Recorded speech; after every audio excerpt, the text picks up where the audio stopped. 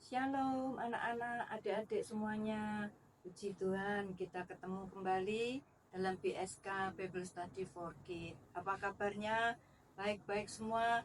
Puji Tuhan. Yuk, sebelum kita belajar kembali akan firman Tuhan, kita berdoa lebih dulu. Bapak yang baik, terima kasih untuk berkat-Mu. Kalau sampai hari ini kami boleh Tuhan dengan tubuh yang sehat kembali belajar akan kebenaran firman-Mu. Terima kasih buat kesempatan yang indah ini. Kami mohon Engkau urapi setiap kami supaya kami bisa mendengar firman-Mu dan menyimpan dalam hidup kami sehingga firman-Mu tumbuh dan berbuah-buah dalam hidup kami. Berkati setiap kami, berkati anak-anak kami supaya boleh punya hati tanah yang subur sehingga firman-Mu Tuhan boleh tertanam dalam hidupnya. Terima kasih Bapak yang baik. Dalam nama Tuhan Yesus kami mohonkan doa kami ini. Amin. Puji Tuhan, malam ini kita akan kembali belajar tentang satu topik yang indah, yaitu Tuhan mendengar doa. Kita baca ayatnya dalam 2 Raja-Raja 20 ayat 1 sampai 5. Demikian firman Tuhan. Pada hari-hari itu Hizkia jatuh sakit dan hampir mati. Lalu datanglah Nabi Yesaya bin Amos dan berkata kepadanya, beginilah firman Tuhan. Sampaikanlah pesan terakhir kepada keluargamu, sebab engkau akan mati, tidak akan sembuh lagi.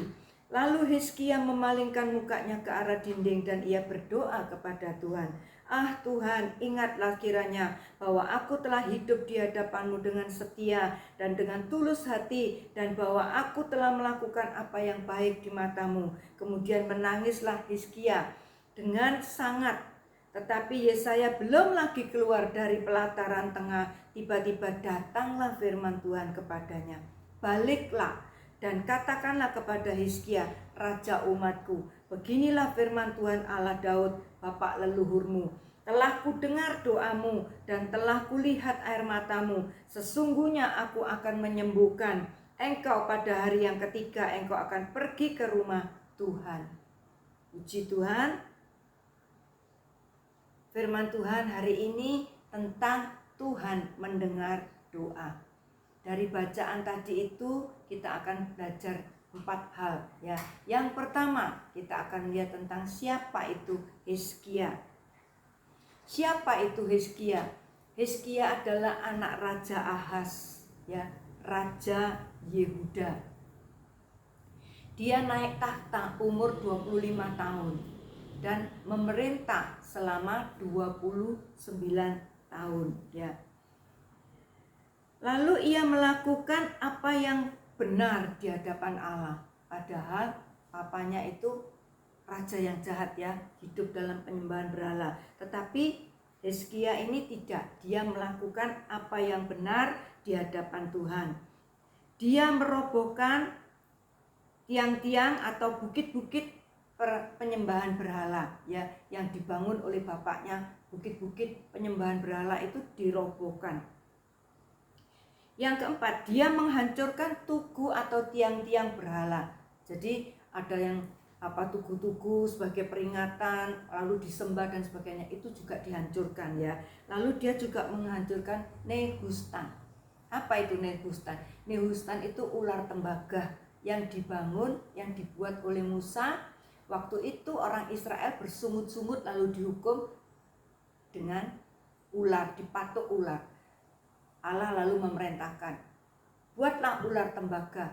Siapa yang memandang ular itu tidak akan mati dan sembuh. Ternyata itu mulai zaman Musa sampai Raja Hizkia baru dirobohkan. Karena apa? Karena fungsinya sudah diselewengkan, dijadikan berhala.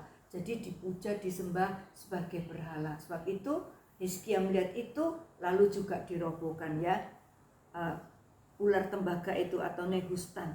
Lalu yang keenam, apa yang kita lihat dari Hizkia ini, yaitu dia berpaut atau melekat hidup bersama Allah, tidak menyimpang ke kanan atau ke kiri ya. Yang terakhir, Hizkia mengalami sakit yang membawa kepada matinya. Lalu Tuhan sembuhkan, bahkan dia mendapatkan tambahan bonus umur 15 tahun. Itu dalam 2 Raja-Raja 20 ayat 6 ya, kita baca. Aku akan memperpanjang hidupmu 15 tahun lagi, dan aku akan melepaskan engkau dan kota ini dari tangan Raja Asyur. Aku akan memagari kota ini oleh karena aku dan oleh karena Daud hambaku. Jadi sakit lalu disembuhkan, bahkan mendapatkan tambahan bonus 15 tahun. Kita sekarang lihat selanjutnya tentang Allah bisa mengubah rencananya. Allah bisa mengubah hukumannya. Allah bisa mengubah firman-Nya atau titanya ya. Kita baca dalam 2 Raja-Raja 20 ayat 1, 4 dan 5 ya. Kita baca lagi.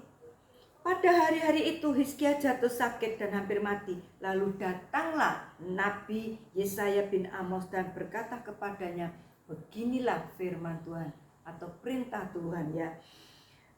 Sampaikanlah pesan terakhir kepada keluargamu, sebab engkau akan mati, tidak akan sembuh lagi. Tetapi dalam ayat 4 kita lihat, tetapi Yesaya belum lagi keluar dari pelataran tengah, tiba-tiba datanglah firman Tuhan kepadanya, baliklah dan katakanlah kepada Hizkia, raja umatku, beginilah firman Tuhan Allah Daud bapak leluhurmu, telah kudengar doamu dan telah kulihat air matamu. Sesungguhnya aku akan menyembuhkan engkau. Pada hari ketiga engkau akan pergi ke rumah Tuhan. Baru menyampaikan pesannya, Nabi Yesaya menyampaikan pesan Allah. Katakanlah kepada Hizkia bahwa sakitmu ini tidak bisa disembuhkan. Ayo kamu kasih wasiat, kasih pesan-pesan kepada keluargamu karena kamu akan mati. Tapi sebentar itu juga lalu dia berfirman kepada Nabi Yesaya, balik. Belum keluar dari kerajaan itu ya, dari pelataran tengah, langsung disuruh balik. Mungkin Yesaya juga bingung kenapa. Tapi Yesaya seorang nabi yang taat. Lalu firman itu ditaruh dalam pikirannya, dalam hatinya. Katakanlah begini firman Tuhan, bahwa engkau tidak akan mati. Aku telah melihat doamu, aku telah melihat air matamu yang sungguh-sungguh, bahwa engkau minta sembuh dan aku akan menyembuhkan engkau. 3 hari kemudian engkau akan sembuh, bahkan engkau bisa datang ke rumah Tuhan ya, bisa lagi datang ke rumah Tuhan. Ini sesuatu hal yang luar biasa ya. Begitu firman Tuhan datang, begitu juga lalu dibatalkan. Allah bisa mengubah firman-Nya atau Allah bisa mengubah rencananya. Allah bisa membatalkan hukumannya. Allah mampu melakukan itu. Apakah yang jadi pertanyaannya, apakah Allah itu Allah yang pelin-pelan? Allah yang tidak konsisten? Sebentar ngomong ini, sebentar ngomong begitu? Tidak, saudaraku. Allah bukan Allah yang pelin-pelan, Allah bukan Allah yang tidak konsisten terhadap firman-Nya. Tetapi Allah itu karena kasih-Nya yang luar biasa, kasih setianya, kasih karunia-Nya, kemurahannya, kebaikannya itu terlalu besar. Kadang-kadang kita tidak mampu mengerti akan kasih karunia Allah itu, sehingga kita bisa mendapatkan hal-hal yang lebih dari apa yang kita pikirkan, apa yang kita perlukan ya. Jadi Allah bisa mengubah itu. Kita baca dalam ayat-ayat yang lain, saudaraku ya. Bukan berarti Allah pelin-pelan, tapi karena kemurahannya, begitu melihat Hizkia berdoa sungguh-sungguh sampai menangis, timbullah belas kasihan Allah sehingga disembuhkan. Vonisnya, rencananya hari itu mati, tapi Tuhan bisa mengubah, bahkan menambah 15 tahun ya, karena kemurahan Tuhan ya. Jadi Allah mampu atau bisa mengubah, membatalkan firman-Nya, asal nanti kita akan belajar selanjutnya ya. Kenapa Allah bisa membatalkan dalam kehidupan Hizkia ya. Kita baca dalam Yeremia 18 ayat 7 sampai 10. Ada kalanya aku berkata tentang sesuatu bangsa dan tentang suatu kerajaan bahwa aku akan mencabut, merobohkan dan membinasakan. Tetapi apabila bangsa yang terhadap siapa aku berkata demikian telah bertobat dari kejahatannya, maka menyesallah aku bahwa aku hendak menjatuhkan malapetaka yang kurancangkan itu terhadap mereka. Ada kalanya aku berkata tentang suatu bangsa dan tentang suatu kerajaan bahwa aku akan membangun dan menanam mereka. Tetapi apabila mereka melakukan apa yang jahat di depan mataku dan tidak mendengarkan suaraku, maka menyesallah aku bahwa aku hendak mendatangkan keberuntungan yang kujanjikan itu kepada mereka. Jadi Allah bisa membatalkan firman-Nya. Kalau dia berkata kepada satu bangsa bahwa aku akan membangun atau aku akan merobohkan, mencabut bangsa itu, menghancurkan bangsa itu, tetapi bangsa itu bertobat, maka niat Allah untuk menghancurkan itu dibatalkan. Sebaliknya, Allah berkata kepada satu bangsa, kamu akan aku bangun, aku kokohkan, kerajaanmu aku tetapkan, tetapi bangsa itu melakukan durhaka atau jahat, berbuat dosa, maka Allah menyesal dan itu dibatalkan. Tidak terjadi pada suatu bangsa itu. Ya, kita baca juga satu ayat yang sama, intinya sama, ya. Yehezkiel 33 ayat 13 sampai 16. Kalau aku berfirman kepada orang benar, engkau pasti hidup, tetapi ia mengandalkan kebenarannya dan ia berbuat curang, segala perbuatan-perbuatan kebenarannya tidak akan diperhitungkan lagi. Ia harus mati dalam kecurangan yang diperbuatnya. Kalau aku berfirman kepada orang jahat, engkau pasti mati, tetapi ia bertobat dari dosanya dan melakukan keadilan dan kebenaran, orang jahat itu mengembalikan gadaian orang, ia membayar ganti rampasannya menuruti peraturan-peraturan yang memberi hidup, sehingga tidak berbuat curang lagi, ia pasti hidup dan tidak akan mati.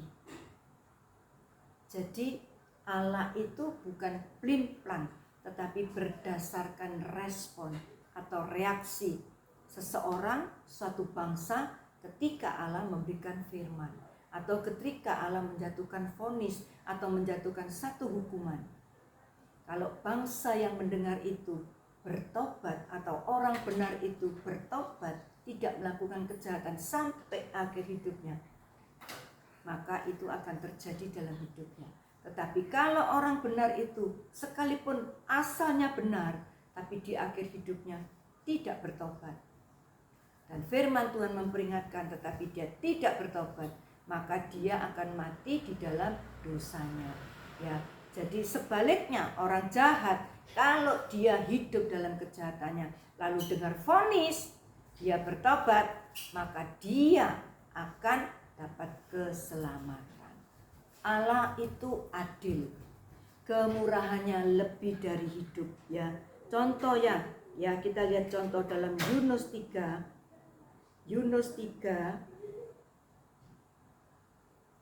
ayat 1 sampai, tidak kita baca semua ya. Yunus 3 ini Tante bacakan saja karena terlalu banyak ayatnya. Tentang Niniwe, ya. Kalian sudah tahu ya. Niniwe itu kota yang besar, tapi kelakuannya jahat. Sebab itu Yunus diutus ke Niniwe. Yunus 3 ayat 1. Datanglah firman Tuhan kepada Yunus untuk kedua kalinya demikian. Bangunlah, pergilah ke Niniwe, kota yang besar itu, dan sampaikan kepadanya seruan yang kufirmankan kepadamu. Apa yang disampaikan? Bahwa dalam 40 hari ini kotamu akan aku bakar, akan aku habisi, aku hancurkan.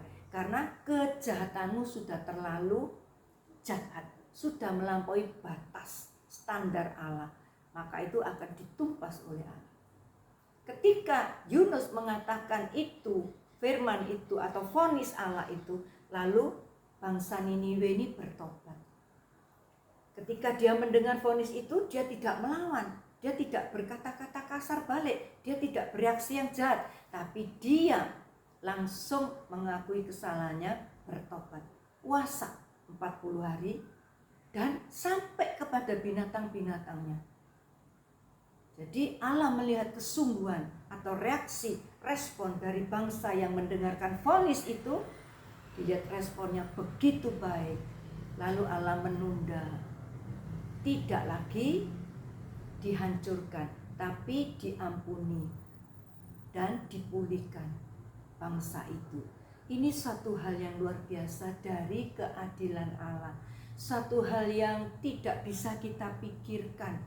Betapa dalamnya kasih Allah, betapa murahnya kasih Allah. Luar biasa bagi kita orang-orang yang percaya maupun orang-orang yang tidak percaya. Kalau orang tidak percaya dapat vonis, tapi dia bertobat sungguh-sungguh, maka dia dapat keselamatan ya. Kita juga baca dalam 2 Tawari 33. Ini tentang Manasye ya, raja yang jahat sekali. Manasye 33 ayat 10. Kemudian berfirmanlah Tuhan kepada Manasye dan rakyatnya, tetapi mereka tidak menghiraukannya. Oleh sebab itu Tuhan mendatangkan kepada mereka panglima-panglima tentara Asyur yang menangkap Manasye dengan kaitan belenggunya dan rantai tembaga dan membawanya ke Babel.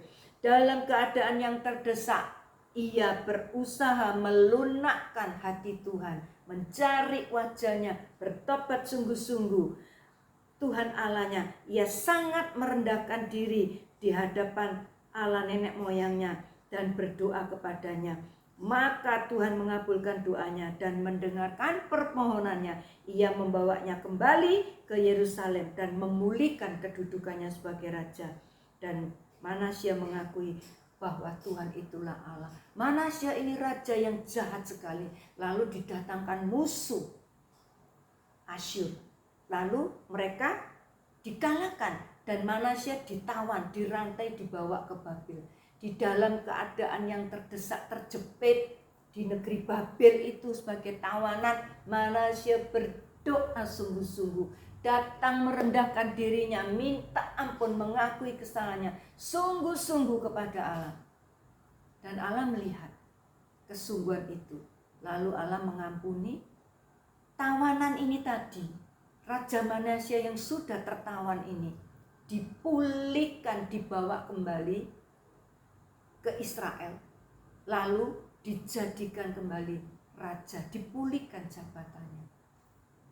Kadang-kadang kita melihat kemurahan Tuhan, keadilan Allah ini tidak bisa dimengerti oleh otak kita, tapi percayalah, itu Allah kita, Allah yang murah hati, Allah yang penuh kasih. Tapi ingat, kemurahan Allah, kasih setianya, kasih karunia-Nya yang lebih dari hidup saudara dan saya ini tidak boleh dipermainkan. Allah tidak bisa diolok-olok, Allah tidak bisa dipermainkan. Lalu kita berdosa, minta ampun, diampuni, berdosa lagi, minta ampun, berdosa lagi, minta ampun dengan alasan kan ada kasih karunia, kan ada kemurahan Tuhan yang lebih daripada hidup, sehingga hidupku bisa dipulihkan. Bukan seperti itu. Dalam kasus-kasus kes-kes yang seperti ini, sekali-sekali, hanya sekali. Manasye dipulihkan sekali itu. Hizkia juga disembuhkan dalam sekali itu. Yunus, Niniwe juga sekali itu. Enggak terus Yunus, Niniwe jatuh bangun dalam dosa, sudah diampuni dosa lagi. Tidak diceritakan dalam firman Tuhan seperti itu. Kes tertentu, hanya sekali dalam hidupnya. Jadi kita tidak bisa mempermainkan kemurahan Allah. Terus kita jatuh bangun dalam dosa dengan sengaja, dengan alasan ada kemurahan Allah. Tidak bisa. Ada batasnya. Allah tidak seperti itu. Allah adil. Sekalipun Allah murah hati, penuh belas kasihan, tapi Allah itu adil. Kita baca ayatnya ya. Dalam Roma 11 ayat 22. Roma 11 ayat 22. Demikian firman Tuhan. Sebab itu perhatikanlah kemurahan Allah dan juga kekerasannya, yaitu kekerasan atas orang-orang yang telah jatuh, tetapi atas kamu kemurahannya, yaitu jika kamu tetap dalam kemurahannya, jika tidak kamu pun akan dipotong juga. Allah murah hati, kasih karunia-Nya lebih dari hidup manusia, tapi Allah juga ada kekerasan, adil. upah dosa tetap maut kalau tidak bertobat. Jadi kita nggak boleh menggunakan alasan itu, kemurahan Allah, untuk jatuh bangun di dalam dosa. Hari ini bertobat, besok berdosa. Hari ini bertobat, besok berdosa. Orang yang seperti ini orang yang bebal. Lama-lama kemurahan Tuhan itu habis. Contohnya siapa? Simpson. Hari ini dia ditangkap, dia bisa lepas. Besok ditangkap lagi, dia bisa lepas. Tanpa Simpson sadari, kemurahan Allah sudah habis dalam hidupnya, sehingga Roh Kudus dicabut dari hidupnya. Jadilah Simpson manusia biasa. Yang ketiga kalinya dia terikat, ditangkap, tidak bisa lepas. Karena tidak ada kekuatan lagi. Karena apa? Karena kemurahan Allah dibuat main-main. Kemurahan Allah tidak dihargai. Kemurahan Allah dianggap sepele, sehingga dia jatuh bangun di dalam dosa. Ada batasnya. Adik-adik, saudara-saudara, Allah murah hati, tapi Allah itu juga keras. Ada kekerasan, ada sisi keadilan di dalam Allah. Sehingga jangan hidup ini dipermainkan. Jangan mempermainkan Allah dengan alasan apapun. Kita jatuh bangun dalam dosa, sudah disucikan, jatuh lagi.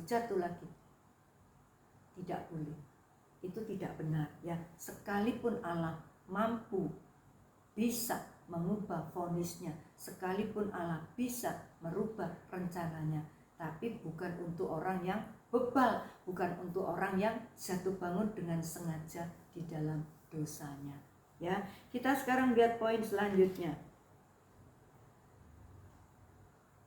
Allah mendengar doa, seperti tema hari ini ya. Allah mendengar doa. Kita baca dalam 2 Raja-Raja 20 ayat 5 dan 6. Baiklah, dan katakanlah kepada Hizkia raja umatku, beginilah firman Tuhan Allah Daud bapak leluhurmu, telah ku dengar. Allah mendengar doa. Telah ku dengar doamu dan telah ku lihat air matamu. Sesungguhnya aku akan menyembuhkan engkau. Pada hari yang ketiga engkau akan pergi ke rumah Tuhan dan dapat bonus. Jadi Allah itu mendengar setiap doa orang percaya. Ya, setiap doa kita itu Allah mendengar. Bahkan Allah itu menjawab.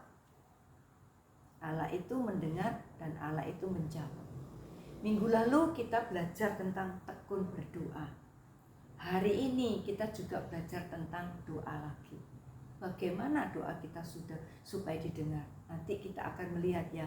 Kita akan lihat dulu apa sih itu doa. Doa itu adalah suatu komunikasi antara umat dengan Allahnya. Di dalam doa itu ada ucapan syukur, ada perkataan, ada permohonan, ada pengagungan, ada omong-omong, cakap-cakap dengan Tuhan ya. Seperti Tante Paulus seperti ini bercakap-cakap.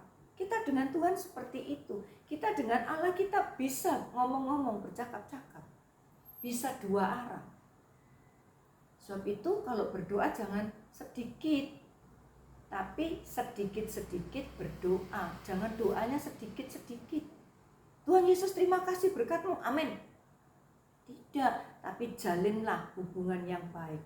Melalui doa, komunikasi kita dengan Allah berjalan dengan baik. Ya, ada komunikasi. Kita baca ayatnya Filipi 4. Allah rindu supaya kita juga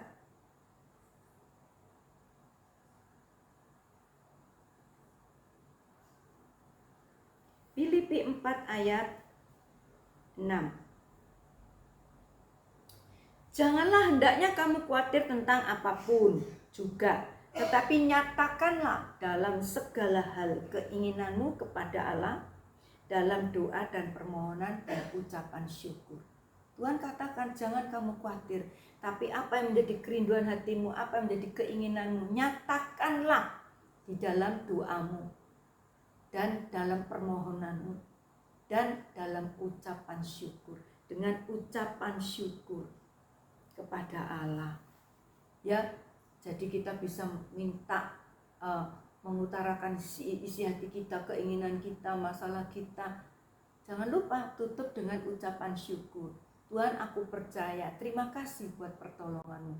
Sekalipun kita belum melihat pertolongan itu, tapi kita sudah yakin percaya bahwa kita itu bisa, Allah bisa melakukan dan Allah bisa menolong kita. Ya, jadi jangan lupa kita belajar tentang doa bukan kebetulan, tapi kita lakukan, kita praktekkan. Jalin hubungan baik dengan Allah melalui komunikasi doa. Doa itu pasti didengar dan dijawab. Tetapi jawabannya ada 3. Yang pertama, dijawab tidak. Ya. Mengapa kok dijawab tidak? Kita baca dalam Yakobus 4 ayat 3. Atau kamu berdoa juga, tetapi kamu tidak menerima apa-apa. Karena kamu salah berdoa. Sebab yang kamu minta itu hendak kamu habiskan untuk memuaskan hawa nafsumu. Jadi Allah mendengar dan menjawab setiap doa. Setiap doa yang kita panjatkan Allah mendengar dan Allah menjawab. Jawabannya itu ada 3. Yang pertama, tidak. Kenapa tidak? Karena Yakobus mengatakan doamu salah, karena hanya untuk permintaan menghabiskan menurut hawa nafsumu. Ada orang berdoa penuh dengan kebencian, ya pasti tidak dijawab. Mungkin dia punya merasa benci dengan seseorang, dia katakan, Tuhan, aku nggak senang dengan orang itu, hukumlah dia. Loh, ya pasti nggak dijawab. Ya, doa seperti ini pasti nggak dijawab. Yesaya 59 ayat 2. Yang menceraikan kita dengan Allah, menjauhkan kita dengan Allah, yang Tuhan tidak mendengar doa kita, itu adalah dosa kita. Jangan berdoa dengan dosa, dengan penuh kebencian, dengan hawa nafsu keinginan dosa, dengan hawa nafsu kedagingan, dengan hawa nafsu mungkin iri, benci dan sebagainya. Ya pasti tidak dijawab. Jawabannya itu tidak, didengar, tapi dijawab tidak oleh Allah. Ya, jadi jangan salahkan Allah karena permintaan kita itu salah. Kita baca aja Yesaya 59 ayat 2. Tetapi yang merupakan pemisah antara kamu dan Allahmu ialah segala kejahatanmu, dan yang membuat dia menyembunyikan diri terhadap kamu sehingga dia tidak mendengar ialah segala dosamu. Jelas. Ada satu contoh ya dalam kisah Rasul. Dalam Kisah Rasul 22 ayat, dalam Kisah Rasul 23 ayat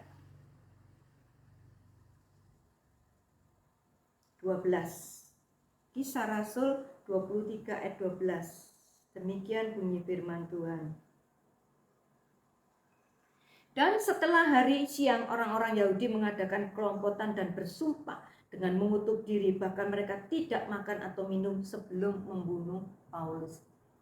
Ini ada satu gerombolan orang yang ingin membunuh Paulus dengan bersumpah, berpuasa, otomatis ya berdoa.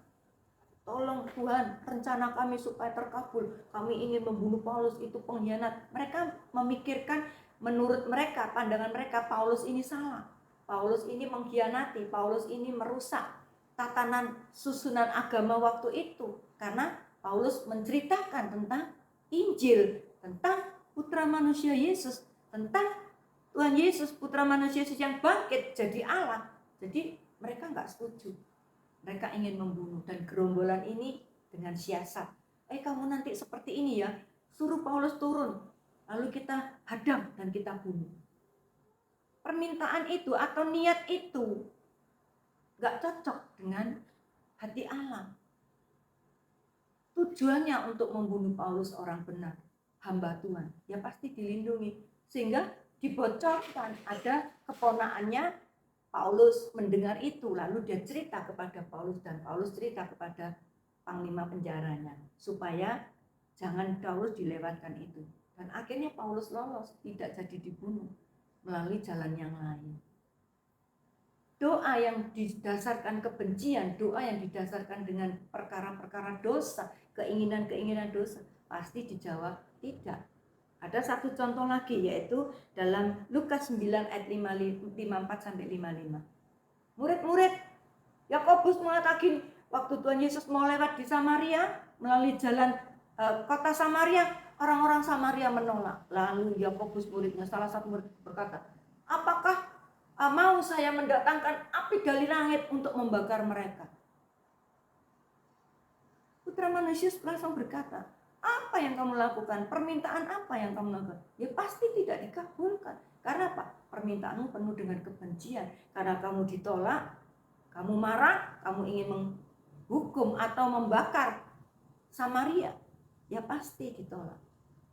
Adik-adik, saudara-saudara yang dikasihi Tuhan, jangan berdoa dengan penuh kebencian. Jangan berdoa dengan permintaan yang salah. Pasti didengar Allah, tapi dijawab tidak. Ya, jangan marah kalau doamu tidak dijawab. Kalau doamu dijawab tidak. Jangan marah, tapi justru kita koreksi. Ya, Allah mendengar doa dan menjawab. Jawaban yang pertama itu bisa tidak. Jawaban yang kedua itu bisa menunggu.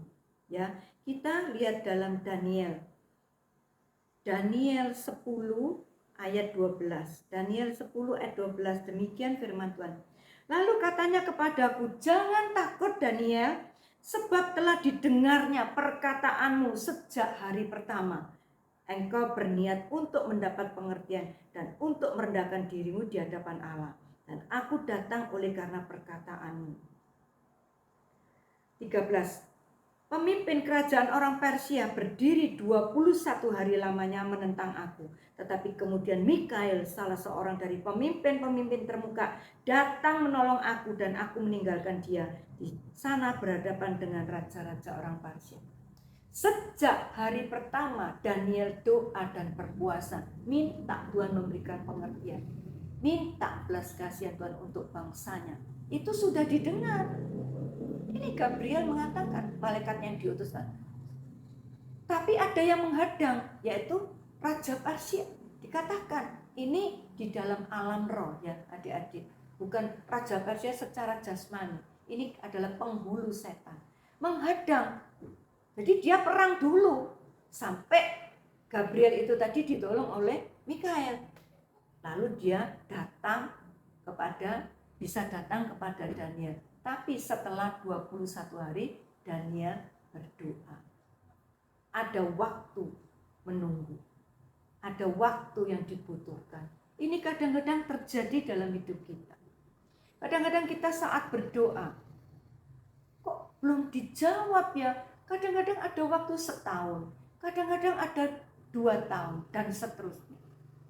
Untuk apa? Alasan apa Allah itu menunda jawaban itu? Ya, yang pertama yaitu untuk menyatakan kemuliaan Allah.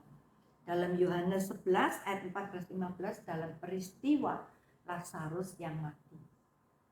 Putra manusia Yesus tahu, dikabari. Tapi enggak langsung. Dia tunda sampai 4 hari. Apa tujuannya? Putra manusia mengatakan untuk menyatakan kemuliaan Allah. Dia tahu Lazarus, dia berkata kepada muridnya bolak-balik, Lazarus tidak mati, Lazarus akan sembuh, Lazarus cuma tidur. Muridnya berkata, loh Lazarus sudah mati. Lazarus tidur dan akan bangkit. Dan itu dinyatakan setelah 4 hari. Membuktikan bahwa melalui putra manusia Yesus, kemuliaan Allah dinyatakan. Itu membuktikan bahwa putra manusia Yesus betul-betul diutus oleh Allah. Ya, oleh Allah. Dalam tradisi bangsa Israel, kalau membangkitkan mayat 3 hari itu banyak. Tapi untuk hari yang keempat itu sudah tidak bisa dilakukan. Selain kuasa Allah. Ya, selain kuasa Allah. Itu membuktikan. Sebab itu Tuhan atau putra manusia Yesus waktu itu menunda waktu itu. Jadi nggak langsung dikasih tahu Lazarus sakit datanglah, nggak langsung, tapi sengaja menunggu atau ditunda untuk menyatakan kemuliaan Allah. Yang kedua, untuk apa? Alasan apa? Allah kadang-kadang menunda jawaban doa kita, yaitu untuk memperkuat iman percaya kita, ya, untuk semakin menumbuhkan iman kita. Dengan diuji, kalau kita tetap berharap, maka semuanya akan jadi seperti iman kita. Markus 9:23. Jadilah seperti imanmu, ya. Terus yang ketiga kita melihat jawaban doa, yaitu C. Jawaban itu bisa langsung dijawab dan terjadi. Yaitu contohnya Markus 5 ayat 28, perempuan lelehan darah. Dia berdoa, dia mengharapkan kesembuhan, tapi dia juga punya iman. Dalam hatinya berkata, kalau aku bisa menjamah, asal aku bisa menjamah ujung jubahnya saja, maka aku akan sembuh. Seketika itu jadi sembuh total. Tidak perlu obat lagi, tidak perlu nanti, tidak perlu menunggu, tapi saat itu terjadi. Jadi Allah mendengar doa dan menjawabnya itu bisa tidak, bisa menunggu, bisa seketika itu terjadi mujizat. Seperti yang dialami oleh perempuan lelehan darah ini. Yang kedua, kita akan belajar tentang doa Hizkia. Hizkia ini berdoa, langsung dijawab. Ya, langsung diberi firman oleh Yesaya, lalu Yesaya suruh balik, langsung dijawab. Ya, dan terjadi mujizat kesembuhan. Puji Tuhan, kita akan melihat poin selanjutnya. Bagaimana supaya doa kita itu didengar dan dijawab, ya. Bukan cuma didengar saja, tapi dijawab, ya. Kita akan belajar melalui doa Hizkia, ya. Yuk kita baca dalam Hizkia, dalam Raja-Raja. Raja-Raja 20 ayat 2 sampai 4. Lalu Hizkia memalingkan mukanya ke arah dinding dan ia berdoa kepada Tuhan. Oh Allah, oh Tuhan, ingatlah kiranya bahwa aku telah hidup di hadapan-Mu dengan setia, dengan tulus hati, dan bahwa aku telah melakukan apa yang baik di mata-Mu. Kemudian menangislah Hizkia dengan sangat, tetapi Yesaya belum lagi keluar dari pelataran itu, tiba-tiba datanglah firman Tuhan. Baliklah, katakanlah kepada Hizkia, Raja umatku, beginilah firman Tuhan Allah Daud bapak leluhurmu, telah ku dengar doamu dan telah kulihat air matamu. Sesungguhnya aku akan menyembuhkan engkau. Pada hari yang ketiga, engkau akan pergi ke rumah Tuhan. Doa Hizkia ini dijawab dan kita akan belajar. Ada banyak macam doa di dalam Alkitab yang dijawab. Doa Soleman dijawab karena Soleman itu cinta dan banyak mempersembahkan korban kepada Tuhan. Ada doa Manasya karena dia merendahkan hatinya. Ada doa apa saja. Doa Esther dijawab dengan case-case tertentu, dengan jalan-jalan tertentu. Kita hari ini akan belajar tentang doa Hizkia. Didengar dan dijawab langsung. Apa rahasianya? Ada 3 hal. Yaitu yang pertama, dia katakan, aku ini hidup setia di hadapan-Mu. Ya, tadi kita baca 2 Raja-Raja 20 ayat 2. Aku ini sudah hidup setia kepadamu, aku hidup tulus hati, dan aku mengerjakan yang baik, perbuatan baik di hadapan-Mu. Ada 3 hal. Kita melihat tentang setia. Kita baca dalam 2 Raja-Raja 18. 2 Raja-Raja 18 ayat 6. Demikian firman Tuhan. Ia berpaut kepada Tuhan, tidak menyimpang daripada mengikut Dia, dan tidak dia berpegang pada perintah-perintah Tuhan yang telah diperintahkannya kepada Musa. Dia setia akan firman Allah. Dia setia akan peraturan firman Tuhan. Dia setia akan janji-janji Tuhan. Ketika Hizkia ini dapat tantangan, yaitu ada musuh Sanherib, Raja Sanherib itu menyuruh panglimanya, lalu dia menghina, menista Allahnya bangsa Israel. Lalu apa saudaraku? Dia berkata, jangan kamu berharap kepada Hizkia. Hizkia itu menipu. Kenapa kamu harus berharap? Ayo kamu harus berharap kepadaku. Aku akan memberikan kamu hidup. Aku akan memberikan rumah, memberikan pohon kebun dan sebagainya. Tapi Hizkia tidak takut, dia tidak berpaling, dia setia kepada Allah. dia tetap pegang janji Allah. Dia berharap kepada Allah. Lalu dia pergi ke rumah Allah. Dia berdoa.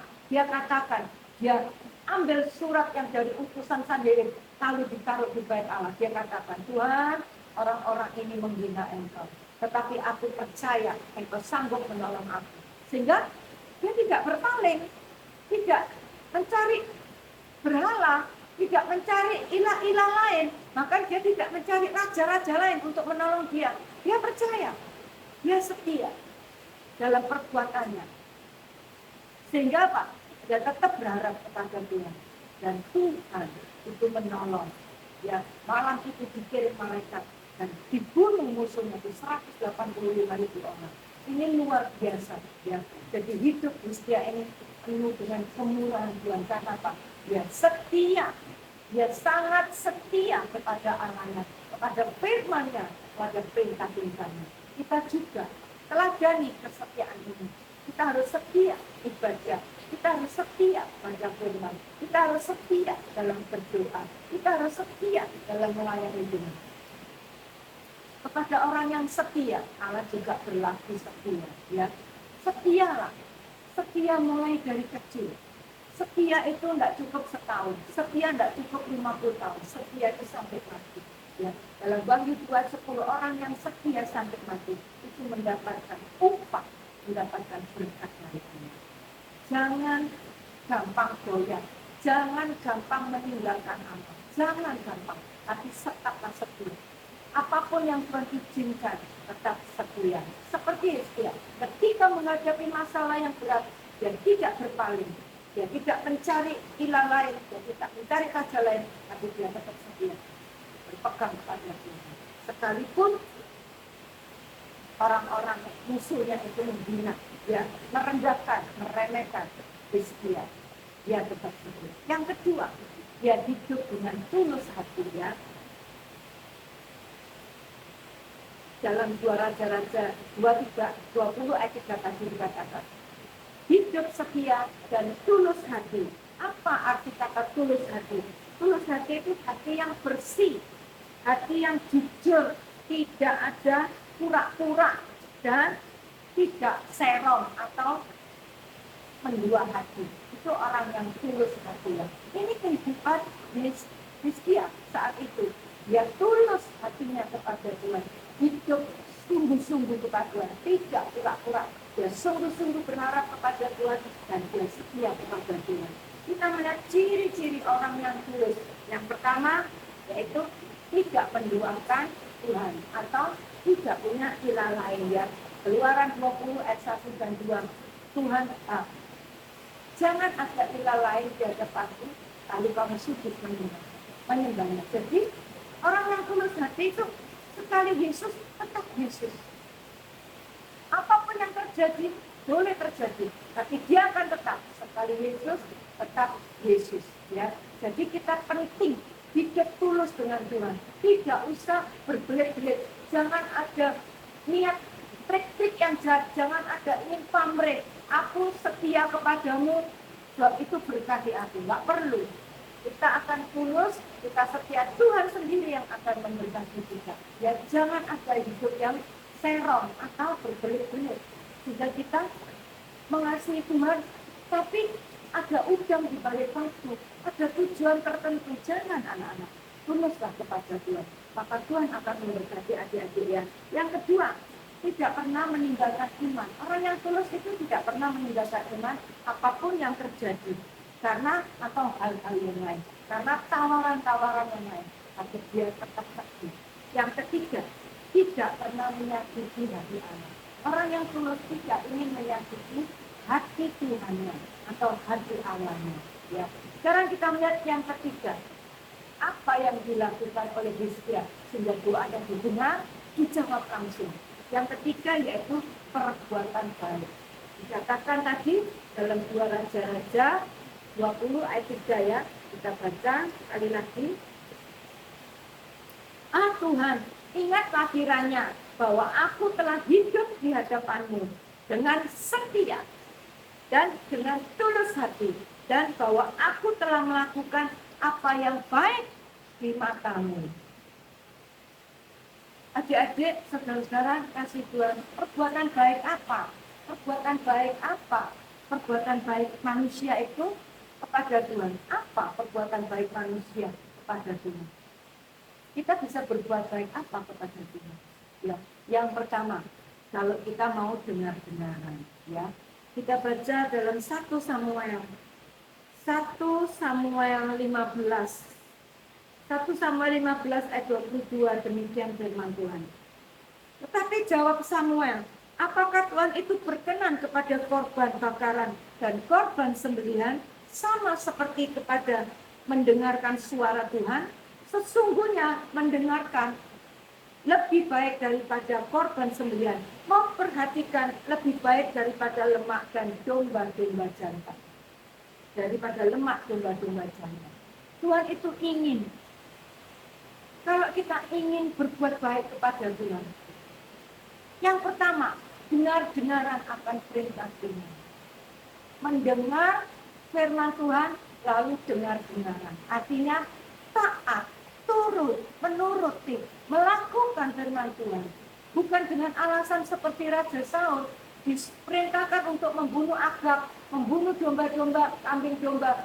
Dia alasan, ini yang gemuk-gemuk untuk persembahan. Alasan Tuhan, tetapi dia di sisi satu melanggar firman Tuhan. Tidak cocok.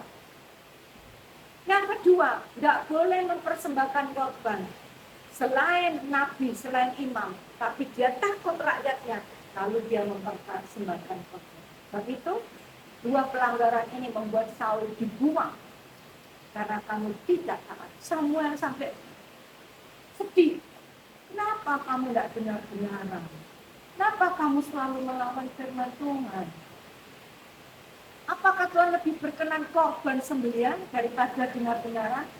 Tuhan lebih suka kita mendengar daripada persembahan korban, tapi korban yang salah, persembahan yang salah. Itu Tuhan nggak suka. Ya, jadi adik-adik, kalau kita mau suruh ayat didengar dan dijawab, berbuatlah baik untuk Allah. Apakah Allah itu haus kita untuk berbuat baik kepada Dia? Tidak. Perbuatan baik kita kepada Allah itu untuk kebaikan kita sendiri, yaitu salah satunya benar-benaran. Itu termasuk kita berbuat baik untuk Allah. Ya. Itu tidak menyakiti. Yang kedua, yaitu supaya kebaikanmu itu dilihat oleh orang, yaitu kita baca dalam Filipi 4 ayat 5. Hendaklah kebaikan hatimu diketahui semua orang, Tuhan sudah dekat. Yang pertama, kita harus berbuat baik kepada Tuhan dengan benar-benaran. Lalu kita berbuat baik kepada sesama kita, karena itu perintah Tuhan, itu menyenangkan hati Tuhan. Kalau kita berbuat baik kepada sesama kita, itu menyenangkan hati Tuhan. Itu berarti kita taat akan perintah Tuhan. Dan itu sangat Tuhan hargai. Dan Tuhan sangat senang, disenangkan karena kita berbuat baik kepada sesama kita. Ya, dalam Matius contoh, dalam Matius 10 ayat 42. Matius 10 ayat 42. Matius 10 ayat 42, demikian firman Tuhan. Dan barang siapa memberi air sejuk secangkir saja pun kepada salah seorang yang kecil ini, karena ia muridku, aku berkata kepadamu, sesungguhnya ia tidak akan kehilangan upahnya daripadanya. Kita berbuat, hanya memberi air sejuk secangkir, berbuat baik, kecil.